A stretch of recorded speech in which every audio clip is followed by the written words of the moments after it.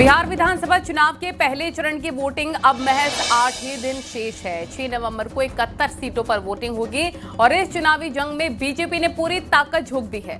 चुनाव प्रचार की कमान यूपी सीएम योगी आदित्यनाथ ने भी संभाल रखी है। आज बिहार में मुख्यमंत्री योगी आदित्यनाथ की 3 धुआंधार जनसभाएं हुई। हर सभा में महागठबंधन पर करारा प्रहार भी हुआ। आपको रिपोर्ट में दिखाते हैं।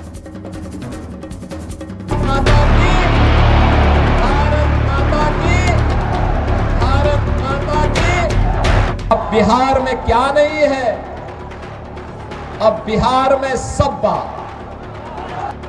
बिहार में पहले चरण की वोटिंग के लिए बीजेपी धुआंधार प्रचार में लगी है। बिहार में सीएम योगी की 3 जनसभाएं थी। हर जनसभा में सीएम योगी ने महागठबंधन पर करारा वार किया और बिहार की जनता से अपील की कि बिहार में फिर से जंगल राज मत आने दीजिएगा। सीवान में वह जंगल राज फिर से मत आने दीजिए। आपने देखा होगा कैसे चांद बाबू के पुत्र के ऊपर इसी सीवान में एसिड उड़ेलने का काम हुआ था। ये वही बिहार है। ये अपराधी फिर से जीवित न होने पाए। मुख्यमंत्री योगी ने राम मंदिर का भी जिक्र किया। साथ ही उन्होंने कहा कि सीएम नीतीश कुमार के नेतृत्व में बिहार विकास के रास्ते पर आगे बढ़ रहा है। जनसभा को संबोधित करते हुए सीएम योगी ने आरजेडी प्रत्याशी ओसामा पर भी करारा तंज कसा। आरजेडी ने यहां से जो प्रत्याशी दिया है वो अपनी खानदानी आपराधिक पृष्ठभूमि के लिए इस पूरे क्षेत्र नहीं देश और दुनिया में कुख्यात रहा है। नाम भी देखो ना, जैसा नाम वैसा काम। सीएम योगी ने जनता को लालू सरकार की भी याद दिलाई और कहा कि जो जानवरों का चारा खा सकता है वो जनता का क्या भला करेगा। आरजेडी पूरा नहीं कर पाई। आरजेडी पूरा करती कैसे? क्योंकि जो पशुओं का चारा खा जाए तो मनुष्य को तो सब कुछ टकार ही जाएगा। उन्होंने तो यही किया था। सीएम योगी यही नहीं रुके। उन्होंने बिहार की जनता को संबोधित करते हुए बुलडोजर एक्शन का भी जिक्र किया और कहा कि यूपी में बुलडोजर माफिया की छाती पर दौड़ता है। हमने कहा था ना, माफिया राज का अंत करेंगे। हो गया ना माफिया। और मुझे अच्छा लगा आपने बुलडोजर भी खड़ा कर दिया है माफिया के लिए। उत्तर प्रदेश में तो ये ऐसे दौड़ता है माफिया की छाती में कि फिर सपा और उसके पार्टनर्स को केवल और केवल उसके यहां फतिया पढ़ने का ही अवसर मिलता है, बाकी कोई अवसर ही नहीं मिलता है। तो बिहार में चुनावी तापमान चरम पर है। सीएम योगी की हर जनसभा में हजारों की भीड़ हो गई, जिसमें जंगल राज की याद दिलाकर महागठबंधन पर मनोवैज्ञानिक दबाव बनाया गया। Bureau report, news 18।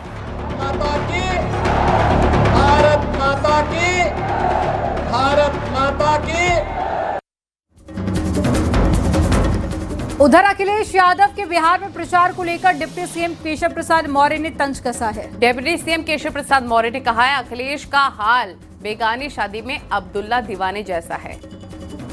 अखिलेश कह रहे हैं हमने अवध में हटाया बीजेपी को, यानी अवध में हराया लोकसभा चुनाव में जो बीजेपी को वहां पर झटका लगा, और अब मगध में निपटाएंगे भारतीय जनता पार्टी को। और सपा वाले तो कह रहे हैं केशव प्रसाद मौर्य पहुंच गए निपटाने के लिए। जो श्री अखिलेश यादव जी या श्री राहुल गांधी जी या तेजस्वी यादव जी, ये तीनों लोगों के गुब्बारे में जो हवा भरी थी ना, वो हरियाणा के विधानसभा चुनाव ने, महाराष्ट्र के विधानसभा चुनाव ने, दिल्ली प्रदेश के विधानसभा चुनाव ने, लोकसभा चुनाव के बाद कमल खिला करके ईंट का जवाब। मैंने आपकी बात को माना, लेकिन लोकसभा चुनावों के अंदर तो यूपी में अखिलेश यादव ने झटका दिया भारतीय जनता पार्टी को ना, एक करारी हार मिली वहां पर। झूठ के आधार पर उनको थोड़ी सफलता मिल गई। अब लेकिन सफलता होती है, ठीक है, सफलता मिल गई। उसी के आधार पे वो बोल रहे हैं कि अवध में हराया, अब मगध में हराएंगे, और वो खुद आ रहे हैं प्रचार करने के लिए। स्टार प्रचारकों की लिस्ट निकाली है। बेगानी शादी में अब्दुल्ला दीवाना क्यों? श्री राहुल गांधी जी की कांग्रेस पार्टी की भी यहाँ कोई हैसियत नहीं है। अच्छा, आप कह रहे हैं उन्होंने राष्ट्रीय जनता दल से सीटें ले लिया। केशव जी, लेकिन आप कह रहे हैं तेजस्वी यादव अखिलेश की यादव तो रिश्तेदारी है। आप कह रहे हैं अखिलेश यादव बेगानी शादी में अब्दुल्ला दीवाना, लेकिन रिश्तेदारी है अखिलेश यादव की तो इस वाले यादव परिवार के साथ। रिश्तेदारी है तब भी तो कोई हैसियत नहीं समझा तेजस्वी यादव जी ने कि एक सीट दे देते, कम से कम मुंह दिखाने लायक रहते। पूरे यूपी की बेइज्जती करा दिया श्री राहुल तेजस्वी यादव जी के महागठबंधन के प्रचार के लिए आकर के। तो उनको इसका भी ध्यान नहीं है कि उन्होंने एक भी सीट नहीं प्राप्त कर पाए और यहाँ प्रचार करने के लिए आ रहे हैं। यहाँ स्टार प्रचारकों की लिस्ट घोषित कर रहे हैं। जो स्टार प्रचारक जितने घोषित किए, अगर उतनी भी सीटें उनको मिल जाती तब प्रचार करने के लिए आते। यह तो समाजवादी पार्टी ने अपनी हैसियत बता दी कि आप चाहे जितना अपमान करोगे, हम बेगानी शादी अब्दुल्ला दीवाना। यूपी में एसआईआर की प्रक्रिया शुरू होने से पहले ही सियासी घमासान मच गया है। समाजवादी पार्टी ने बड़ा आरोप लगाते हुए चुनाव आयोग पर पक्षपात करने का आरोप लगाया। सपा का कहना है कि अधिकारियों की नियुक्तियां जाति धर्म के आधार पर हो रही हैं, जिससे एसआईआर पारदर्शी नहीं रहेगी। इसमें भी समाजवादी पार्टी ने पीडीए की हिस्सेदारी का मुद्दा उठाया है। आपको रिपोर्ट में दिखाते हैं।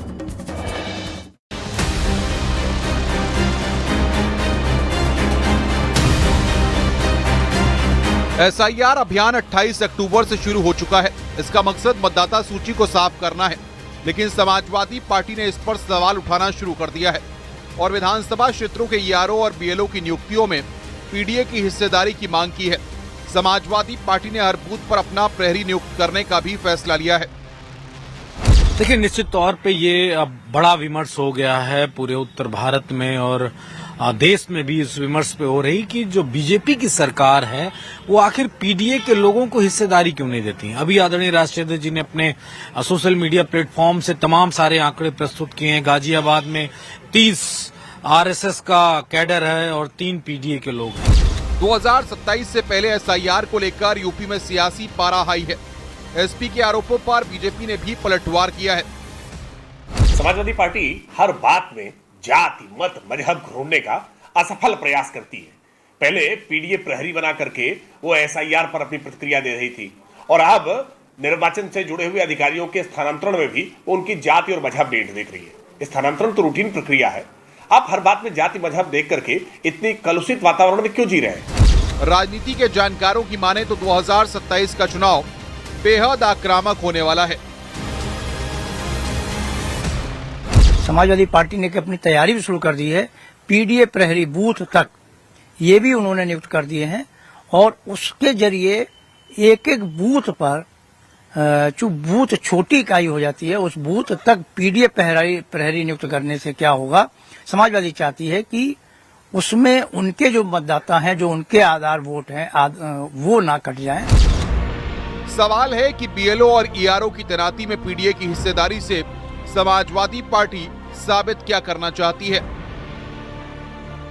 कुल मिलाकर के बिहार के बाद उत्तर प्रदेश में होने वाला एसआईआर तमाम सियासी पार्टियों की इम्तिहान लेगा, लेकिन समाजवादी पार्टी इस इम्तिहान में खुद को न सिर्फ मजबूत करके साबित करना चाहती है बल्कि इस इम्तिहान को जीतता हुआ भी दिखाना चाहती है। कैमरा पर्सन गोपी गिरी के साथ अलाउद्दीन, न्यूज़ 18 लखनऊ।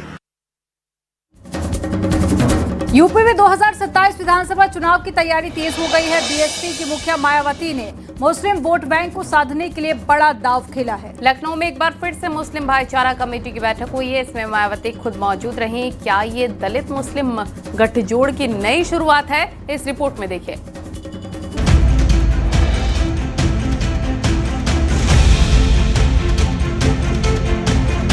लखनऊ के मॉल एवेन्यू स्थित बीएसपी मुख्यालय में मुस्लिम भाईचारा कमेटी की बैठक हुई, जिसमें यूपी के 75 जिलों से 450 से ज्यादा पदाधिकारी पहुंचे थे। मायावती ने हर मंडल में पहले ही कमेटी गठन का ऐलान किया था। पहली बार मायावती ने खुद बैठक ली। मकसद साफ है, समाजवादी पार्टी के मुस्लिम वोट बैंक में से जो दलित वोट है और मुस्लिम पर ज्यादा फोकस वो कर रही हैं, क्योंकि पिछड़े और अति पिछड़े उनके साथ कब जुड़ेंगे, ये जब वो प्रत्याशियों को टिकट देंगी, ये ऐसा माना जाता है। मुस्लिम उनके साथ पहले जुड़ा रहा है, इसलिए जो आज छिटक गया लोकसभा 24 में, वो आज उसको बराबर अपने साथ पाना चाहती हैं। पिछले एक महीने में बीएसपी का चौथा बड़ा आयोजन था। मायावती की राजनीति रणनीति हर समाज को भाईचारा कमेटी से जोड़ना है। और बीएसपी की खास नजर 14 मुस्लिम बाहुल्य जिलों पर है। एसआईआर विवाद के बीच में ये कदम विपक्ष के लिए भी चुनौती है। मुस्लिम भाईचारा, बैकवर्ड भाईचारा, ये सारी चीजें आपके लिए अभी बात की हैं। अभी सिर्फ और सिर्फ आपको दलितों पे हो रहे अत्याचार पे बीजेपी से लड़ना पड़ेगा। तब कोई वर्ग, तब कोई संप्रदाय, तब कोई और लोग आपके पास आने के लिए सोचेंगे। मैं कह सकता हूं कि मायावती जी सिर्फ और सिर्फ वोट बैंक की सियासत करती हैं, वो दलितों का वोट बैंक हो या मुसलमानों का वोट बैंक हो या पिछड़ों का वोट बैंक हो। लेकिन अब कहीं ना कहीं मायावती जी और भारतीय जनता पार्टी जो एक ही सिक्के के दो पहलू हैं, वो अब जनता के सामने एक्सपोज हो चुका है। तो क्या मायावती का मुस्लिम दाव 2027 में गेम चेंजर बनेगा या चुनावी ड्रामा ही साबित होगा? क्योंकि पिछले चुनावों में हार का ठीकरा मुसलमानों पर फोड़ने वाली मायावती ने ये यू टर्न सियासी चाल तो चली है, लेकिन मुस्लिम समाज कितना भरोसा करेगा ये वक्त बताएगा। Bureau report, news 18। साफ तौर से आप देखें तो इस बैठक में इन कार्यकर्ताओं की पूरी जिम्मेदारी ये है कि भाईचारा कमेटी की बैठक के साथ साथ इस बात का संदेश जमीन पर दिया जाए ताकि 2027 में चीजें ज्यादा बेहतर हो पाए। कैमरा पर्सन गोपी गिरी के साथ अलाउद्दीन, न्यूज़ 18 लखनऊ। योगी सरकार ने एक बार फिर से गन्ना किसानों को बड़ा तोहफा दिया है। गन्ने का दाम 30 रुपए प्रति क्विंटल बढ़ा दिया गया। अच्छी क्वालिटी का गन्ना अब 400 रुपए क्विंटल, जबकि सामान्य किस्म का 390 रुपए प्रति क्विंटल। यूपी के करोड़ों गन्ना किसानों के लिए अच्छी खबर है, तो वहीं सियासत को भी ये रास नहीं आ रहा। देखिए रिपोर्ट।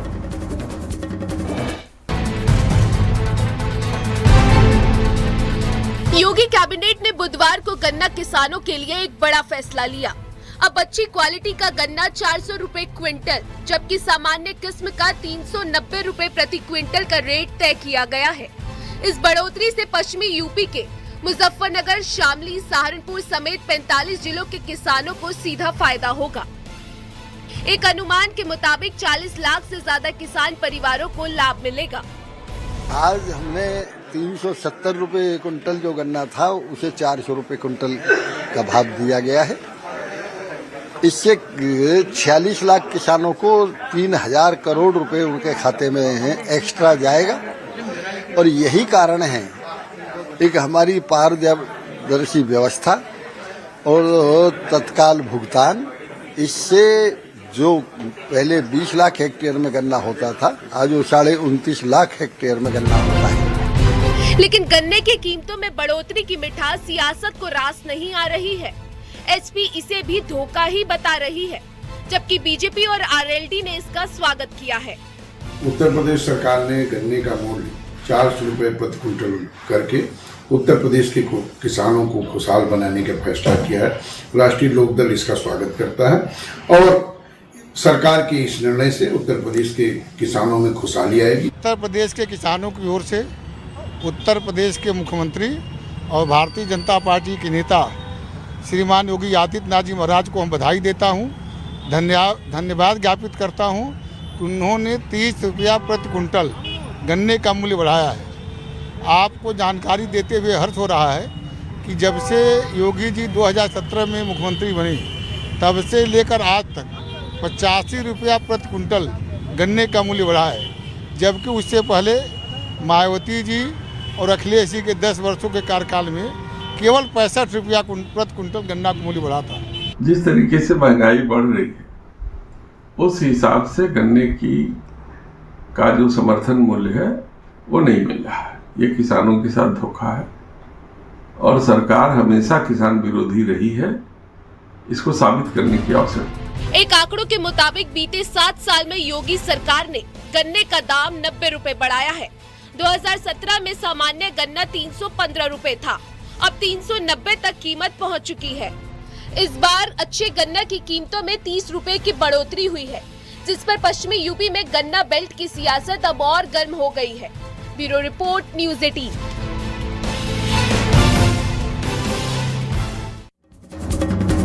खबरें जारी हैं, रुकेंगे छोटे से ब्रेक के लिए। आप देखते रहिए न्यूज़ 18।